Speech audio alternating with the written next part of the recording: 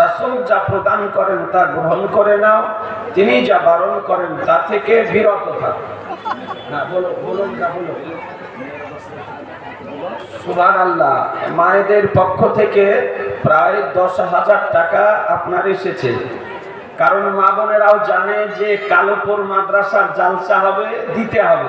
সারা বছর 2-5 টাকা 10 টাকা করে ছেলে মেয়ে স্বামীর কাছ থেকে নিয়ে গুছিয়ে রাখে, আর মানি ব্যাগে করে নিয়ে এসে কালোপুর মাদ্রাসার জালসাতে সব দান করে চলে যায়।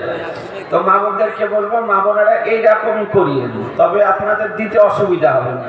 5 টাকা 2 টাকা 10 টাকা করে সারা বছর গুছিয়ে রাখবেন, আর যেই দিন কালমপুরের মাদ্রাসার জালসা হবে সেই দিন নিয়ে এসে ওই 1 বছরের গুছিয়ে রাখা টাকাগুলি আপনি পিতার নামে, মায়ের নামে, দাদার নামে, দাদির নামে